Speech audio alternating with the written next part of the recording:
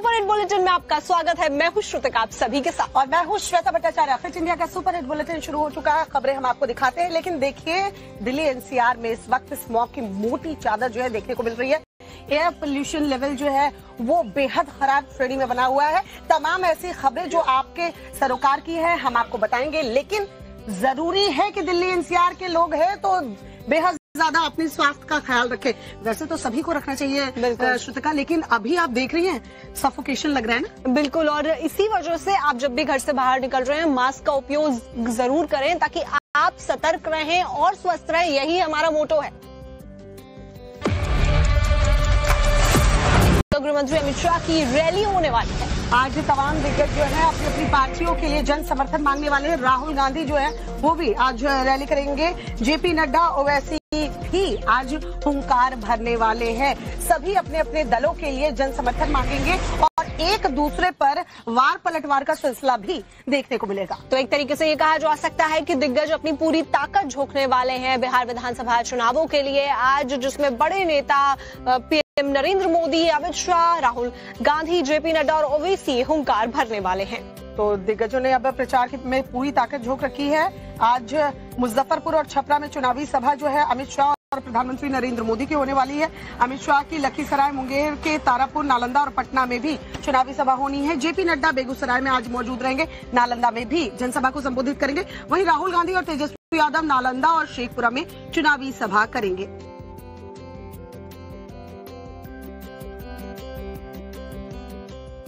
और बिहार चुनाव से जुड़ी एक और बड़ी खबर आपको बता देते हैं। अमित शाह जो है केंद्रीय गृह मंत्री आज पटना में एक प्रेस कॉन्फ्रेंस भी करने वाले हैं। दरअसल कहा जा रहा है कि बीजेपी अपना घोषणा पत्र जारी करेगी और जाहिर सी बात है कई सवाल बीजेपी से पूछे गए हैं, तो इस प्रेस कॉन्फ्रेंस के दौरान अमित शाह जो है तमाम सवालों के जवाब भी अपने विपक्षी पार्टी को देंगे। तो ऐसे में आज 10 बजे ये प्रेस कॉन्फ्रेंस होनी है। मौर्या होटल में प्रेस कॉन्फ्रेंस की जाएगी। इसके अंदर कई वादे भी हो सकते हैं, जो कि घोषणा पत्र भी रिलीज किया जाना है और ऐसे में उम्मीद ये लगाई जा रही है कि कई बड़े वादों के साथ में एनडीए की तरफ से यहां पर गृह मंत्री अमित शाह आएंगे और कई वादों की सौगात लोगों को देने वाले हैं।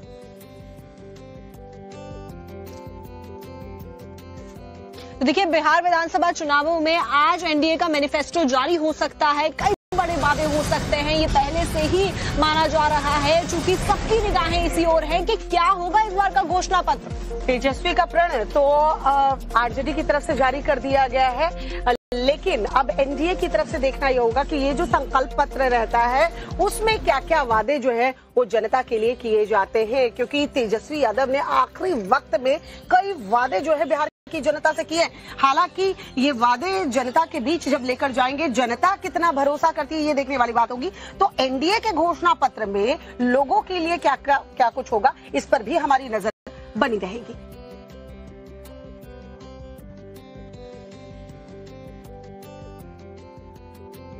वहीं बिहार चुनाव में प्रचार के दौरान योगी आदित्यनाथ ने इंडिया गठबंधन पर हमला बोला है। योगी ने कहा है कि ये चुनाव जंगल राज बनाम कानून राज की है। तो ऐसे में योगी आदित्यनाथ की तरफ से निशाने पे लालू यादव का परिवार भी आया। उन्होंने पुरानी सारी बातें वहां रखी और साथ ही उनकी तरफ से कहा गया कि समाजवादी और कांग्रेस पार्टी जो है वो किस तरीके से भ्रष्टाचार में लिप्त रही है, और ऐसे में अब उनकी तरफ से जो शब्दबाण चलाए गए हैं वो आपको सुनाते हैं। आश्चर्य हुआ जब मैं रघुनाथपुर में आया और रघुनाथपुर में आकर के मैंने देखा कि आरजेडी ने यहां से जो प्रत्याशी दिया है वो अपनी खानदानी आपराधिक पृष्ठभूमि के लिए इस पूरे क्षेत्र नहीं देश और दुनिया में कुख्यात रहा है। नाम भी देखो ना, जैसा नाम वैसा काम। मैं पूछना चाहता हूं, आरजेडी ने राम मंदिर के रथ को रोकने का पाप किया था, आरजेडी ने पाप किया था। कांग्रेस कहती थी कि राम तो हुए ही नहीं। इनका पार्टनर समाजवादी पार्टी उत्तर प्रदेश में राम भक्तों पर गोलियां चलाती है। तो चलिए अब बात करते हैं ममता कुलकर्णी की, जिनके जो सुर्खियों में रहते हैं बयान, और ऐसे में अब जो बयान आया वो दाऊद इब्राहिम को लेकर है कि दाऊद इब्राहिम आतंकवादी नहीं है। गैंगस्टर एक्ट के तहत में चार्जशीट अब दाखिल हो चुकी है, तो साथ ही साथ चार्जशीट दाखिल होने में से उमर और अली की जो मुश्किलें हैं वो बढ़ती हुई नजर आ रही हैं। दोनों पर उमेश पाल की हत्या में शामिल होने का आरोप लगा है। प्रयागराज पुलिस ने माफिया अतीक के दोनों बेटे मोहम्मद उमर और अली अहमद के खिलाफ गैंगस्टर एक्ट के तहत प्रयागराज की स्पेशल कोर्ट में चार्जशीट दाखिल कर दी है। ये पूरा मामला प्रयागराज में 24 फरवरी 2023 को हुए चर्चित उमेश पाल हत्याकांड से जुड़ा हुआ है।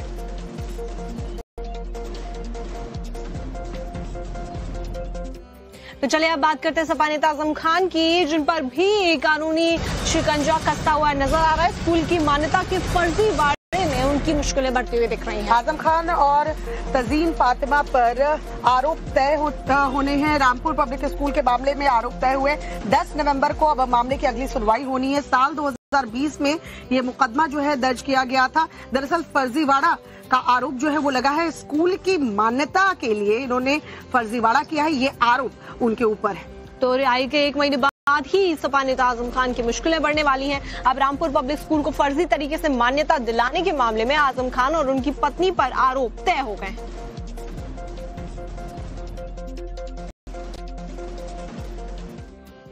प्रधानमंत्री नरेंद्र मोदी की बात कर लेते हैं, जो गुजरात के दौरे पर जाने वाले हैं। 30 और 31 अक्टूबर बताया जा रहा है। प्रधानमंत्री नरेंद्र मोदी बिहार चुनाव से थोड़ा ब्रेक लेकर गुजरात के दौरे पर रहने वाले हैं। और ऐसे में गुजरात जाके प्रधानमंत्री नरेंद्र मोदी की तरफ से 1140 करोड़ की परियोजनाओं की सौगात दी जाने वाली है। शिलान्यास वो करने वाले हैं। आज एकता नगर और केवड़िया जाएंगे प्रधानमंत्री नरेंद्र मोदी, और साथ ही साथ कल स्टैचू ऑफ यूनिटी पर पुष्पांजलि भी अर्पित करने वाले हैं। सरदार पटेल की 150वीं जयंती के कार्यक्रम में दरअसल प्रधानमंत्री नरेंद्र मोदी जो है वो शामिल होने वाले हैं।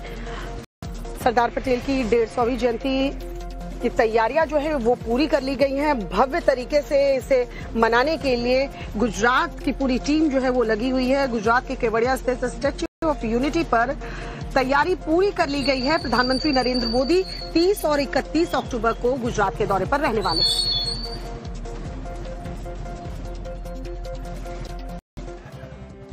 तो चलिए आज आपको ये भी बताते हैं कि भारतीय सेना का ऑपरेशन त्रिशूल होने वाला है। आज से 10 दिनों तक ये युद्धाभ्यास चलने वाला है।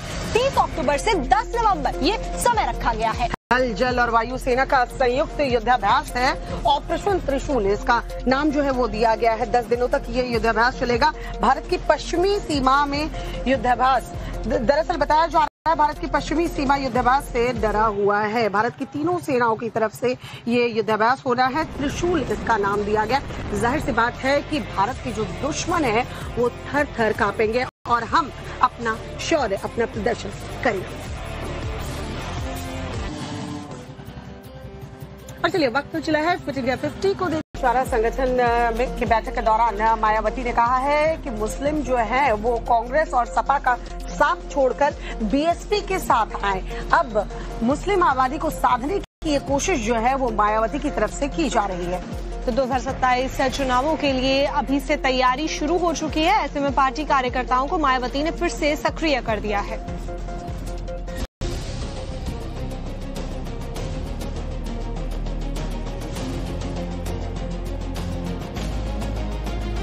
2 साल बाद होने वाले यूपी विधानसभा चुनाव के लिए सियासी दलों ने बिसात बिछाना शुरू कर दिया है। बीते 2 चुनावों से सियासी हाशिए पर जा रही बीएसपी में मायावती ने एक बार फिर से जान फूंकने की कोशिश की है, जो कि समाजवादी पार्टी सुप्रीमो अखिलेश यादव की परेशानियां बढ़ा सकती हैं, क्योंकि बीएसपी का टारगेट फिर से अपने जनाधार को मजबूत करना है। मायावती ने मुस्लिम समाज भाईचारा संगठन के साथ मीटिंग की है, जिसमें मुस्लिम वोटर्स को फिर से पार्टी के साथ जोड़ने को लेकर निर्देश दिए गए हैं। 18 मंडलों में मुस्लिम भाईचारा संगठन बनाया है। 2 मेंबर वाला संगठन छोटी छोटी बैठकें करेगा, मुस्लिम वोटर्स को पार्टी का मेंबर बनाएगा, जाति धर्म के आधार पर प्रताड़ित लोगों की मदद करेगा। मायावती ने मुस्लिमों से साथ आने की अपील की है। मीटिंग में मायावती ने साफ कर दिया है कि मुस्लिम वोटर्स समाजवादी पार्टी और कांग्रेस को छोड़े बीएसपी का साथ दें, ताकि 2027 में बीजेपी को हराया जा सके।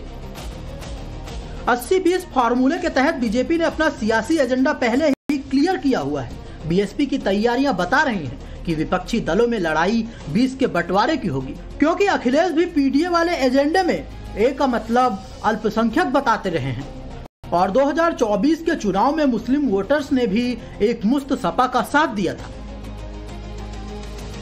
अब ऐसे में बीएसपी मजबूती से चुनाव मैदान में उतरती है तो सवाल ये है कि यूपी की सियासत में मुसलमान भाईचारा दिखेगा या फिर मुसलमान बेचारा बनाया जाएगा।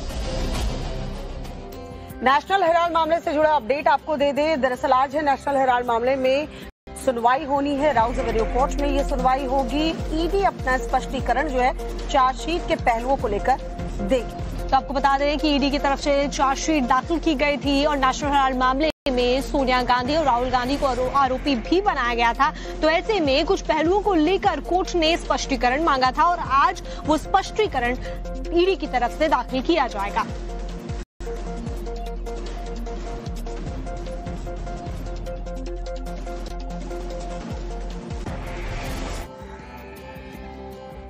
तो चलिए अब वक्त हो चला है 2 मिनट में शहरों का हाल जानने का।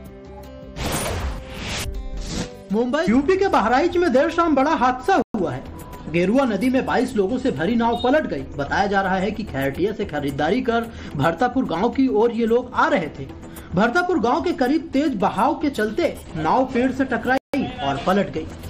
नाव जब गांव के समीप आ चुकी तो नदी के तेज बहाव होने के कारण वो पेड़ से टकरा गई जी। संतुलन बिगड़ गया। नाव का संतुलन बिगड़ा और नाव पलट गई। पेड़ से टकराई, नाव पलट गई। उसमें 7 लोग सुरक्षित बचा लिए गए हैं और 1 लोग मृतक है, वो भी मेहमान है, प्लस 8 लोग जिसमें लेडीज, बच्चे और 2 नाव चलाने वाले लापता हैं।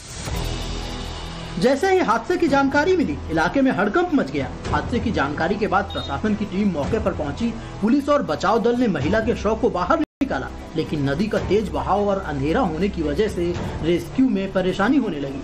फिर भी रेस्क्यू टीम ने रात भर सर्च ऑपरेशन चलाने का फैसला किया। आरआरटी टीम और प्रशासन के सभी लोग आपदा राहत वाले यहाँ बचाव कार्य में लगे हुए हैं और साथ ही एसडीआरएफ, एनडीआरएफ की टीमें भी मौके पर पहुँच रही हैं और हम लोग रात भर रेस्क्यू करेंगे और उम्मीद है कि हम लोग जल्दी से उनको रेस्क्यू कर लेंगे। बस जो 8 लोग लापता है। हादसे पर सीएम योगी ने भी संज्ञान लिया है। सीएम योगी ने अधिकारियों को रेस्क्यू में तेजी लाने और घायलों के इलाज के निर्देश दिए हैं। बता दें कि भरतापुर गांव के 3 तरफ नदी का बहाव है। आने जाने का कोई रास्ता नहीं है। नाव ही लोगों के आने जाने का एक जरिया है। अब खबर यूपी के उन्नाव से, जहां पर आवारा सांड का आतंक देखने को मिल रहा है। बीच बाजार यहाँ सांड जब आपस में भिड़े तो हुआ क्या, देखिए जरा। बीच बाजार सड़क पर दुकानों का सामान फैला का आरोपी है। मामला उत्तराखंड के रुड़की का है, जहां एक शख्स की हत्या के आरोप में पुलिस ने इंतजार नाम के शख्स को गिरफ्तार किया है। पुलिस के मुताबिक इंतजार के मंगेतर का आस मोहम्मद से अफेयर था, लेकिन जब इसकी सूचना इंतजार को हुई तो उसने आस मोहम्मद को मिलने बुलाया। फिर दोनों ने भांग का नशा किया और इसके बाद इंतजार ने आस मोहम्मद को गला दबाकर मौत के घाट उतार दिया। इतने पर भी जब इंतजार का मन नहीं भरा तो उसने आस मोहम्मद की गर्दन को चाकू से रेत डाला। इसके बाद इंतजार और उसके भाई ने 100 को उठाकर गन्ने के खेत में फेंक दिया। पुलिस ने मामले का खुलासा करते हुए आरोपी को गिरफ्तार कर लिया। जो जुर्म है वो कबूल भी कर दिया गया है। जिस चाकू से उसने हत्या करी थी वो गला देखा गया, बरामद किया है। मोबाइल फोन भी बरामद हुआ है। बता दें कि 26 अक्टूबर की शाम रामपुर के पास गन्ने के एक खेत में 18 साल के आस मोहम्मद का शव बरामद हुआ था। इसके बाद इलाके में हड़कंप मच गया था। पुलिस ने आस मोहम्मद के परिजनों की शिकायत पर केस दर्ज कर लिया था।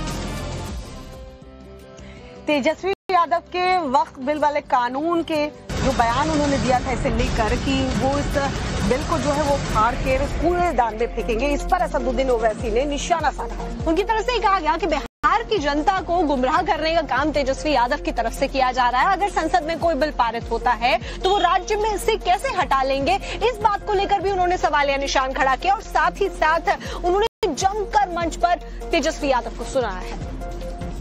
बता देना चाहते हैं कि सरकार बनेगी तो वक्फ बोर्ड का कानून का जो बिल है उसको पूरे दान में तेजस्वी फेंकने का काम। वक्फ का कानून पार्लियामेंट में बनता है ना, देश के लिए बना पार्लियामेंट में।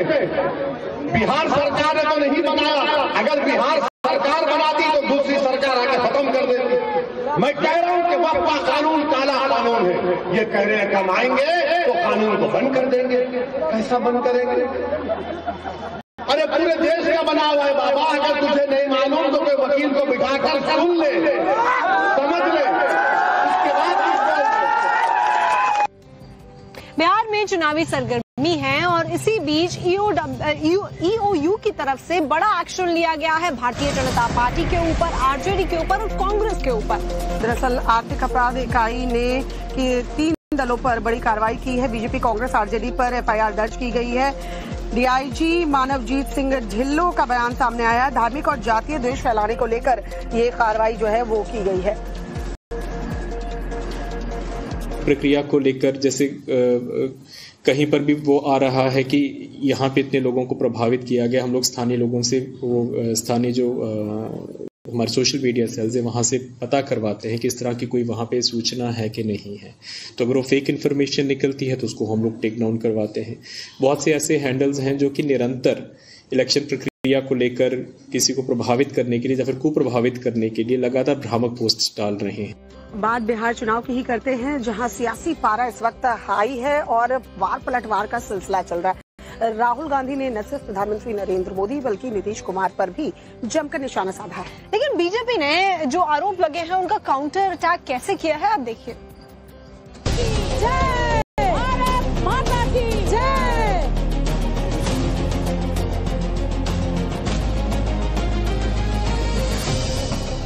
बिहार की लड़ाई, नेताओं का जोश हाई। राहुल का प्रहार, बीजेपी का तगड़ा पलटवार। जैसे जैसे बिहार का चुनाव नजदीक आता जा रहा है, रोमांच और बढ़ता ही जा रहा है।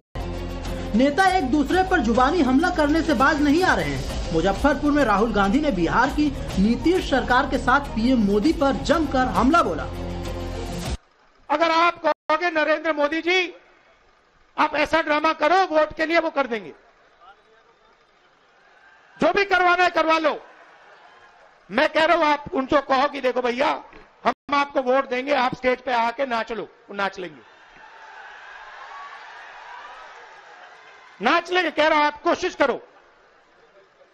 मोदी जी आइए, स्टेज पे आइए, भाषण मत दीजिए, डांस कर दीजिए, हम आपको वोट देंगे, देखना कर देंगे। जो भी करवाना है करवा लो। अगर मोदी जी को ड्रामा करना है, छठ पूजा का ड्रामा करना है तो पानी आ जाएगा, वीडियो कैमरा आ जाएंगे, साफ पानी, और उसी के 10 गज दूर हिंदुस्तान की सच्चाई। एक तरफ नाटक, अंबानी अदानी का हिंदुस्तान, नरेंद्र मोदी का ड्रामा, और दूसरी तरफ हिंदुस्तान की सच्चाई, गंदा पानी, बीमारी।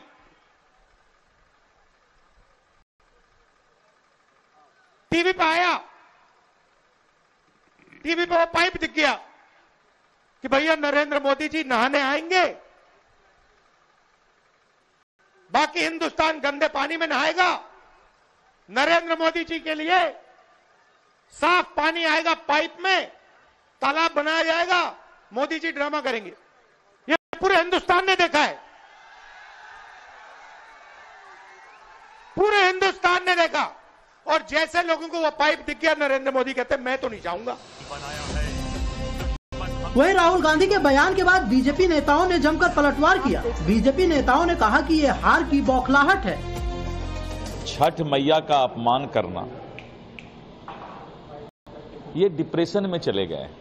और आप छठ पर्व के बारे में जिस तरह से ये कर रहे हैं, इसको कभी बिहार की जनता सहन नहीं करेगी। छठ पूजा के लिए जिस प्रकार के शब्दों का प्रयोग किया है, पहले गंदा पानी और उसके बाद ड्रामा शब्द का प्रयोग, ये जन जन से लेकर प्रधानमंत्री जी तक की इस छठ के महापर्व पे जो आस्था है,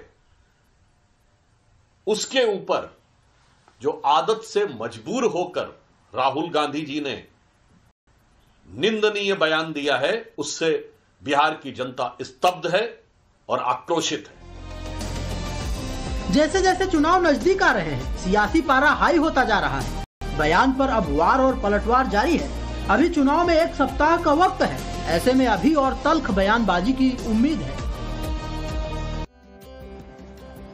भोपाल से खाकी को शर्मसार करने वाला एक मामला सामने आया है। दरअसल एक महिला डीएसपी के ऊपर उसकी सहेली ने ही आरोप लगाया है और काफी गंभीर आरोप लगाए हैं, जिसके बाद डीएसपी फरार है। देखिए जरा।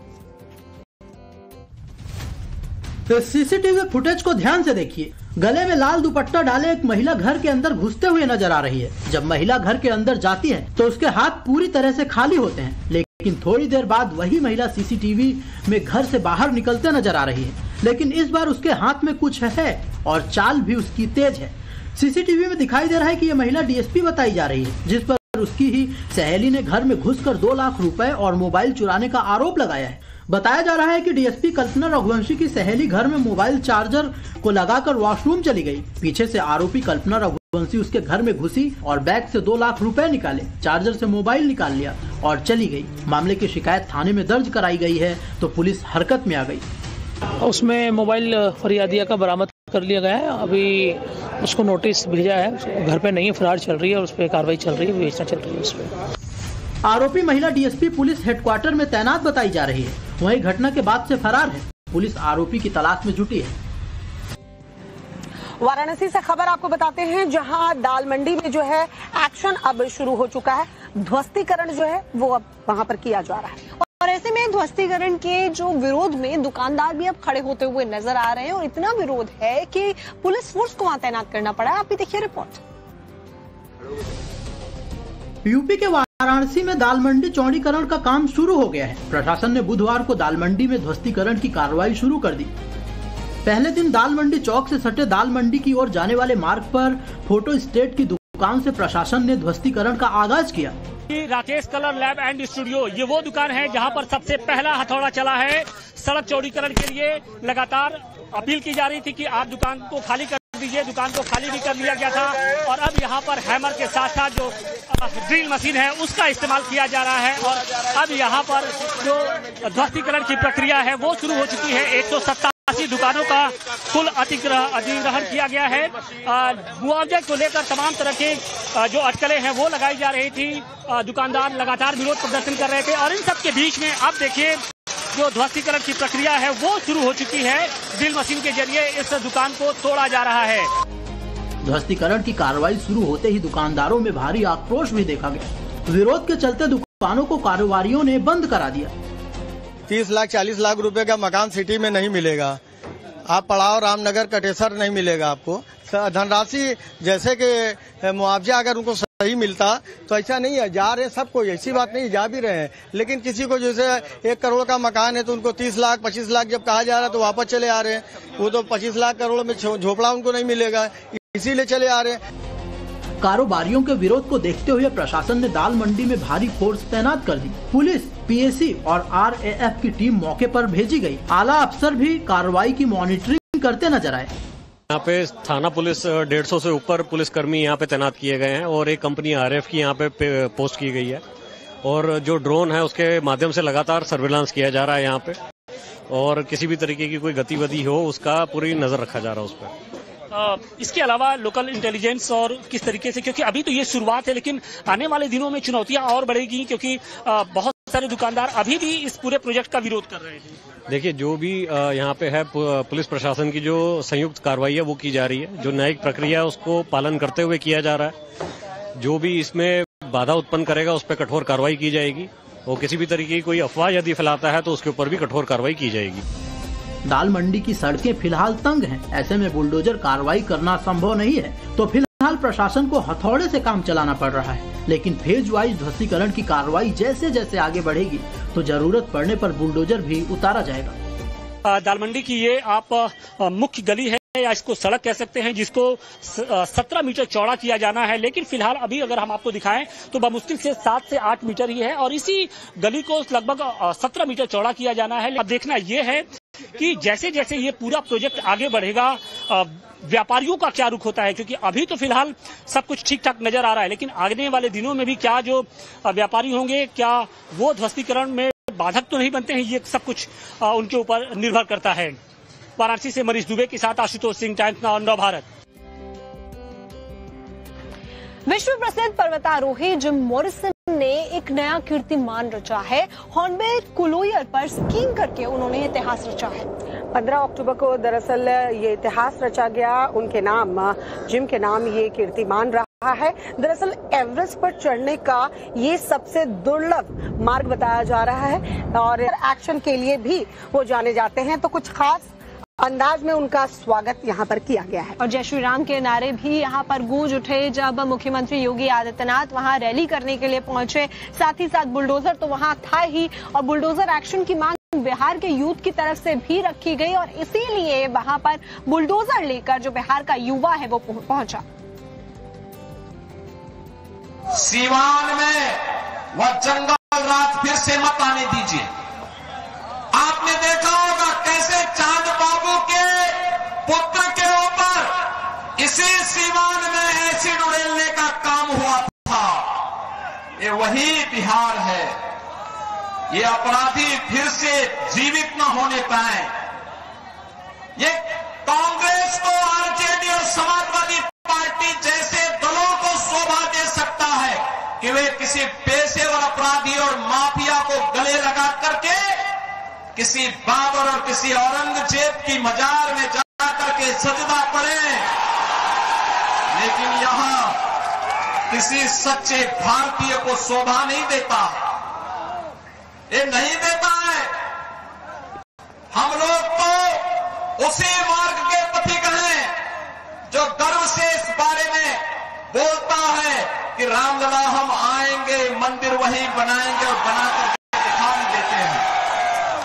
अब किसी को संदेह है अयोध्या में राम मंदिर के निर्माण में? किसी को संदेह है? लेकिन ये लोग प्रश्न उठाते थे, कहते थे कैसे होगा?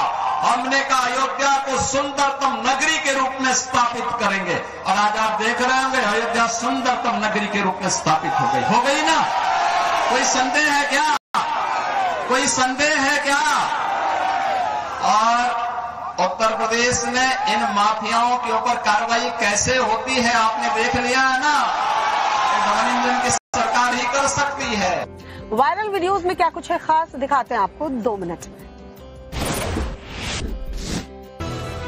बस हो या ट्रेन, सीट को लेकर यात्रियों के बीच अक्सर विवाद होते ही हैं, लेकिन कभी कभी बात इतनी बिगड़ जाती है कि मामला लड़ाई तक पहुंच जाता है। ऐसा ही एक वीडियो वायरल है जिसमें एक महिला और युवक भिड़ते हुए नजर आ रहे हैं। महिला युवक को थोड़ा दूर हटने के लिए कहती है, लेकिन तभी वो भड़क जाता है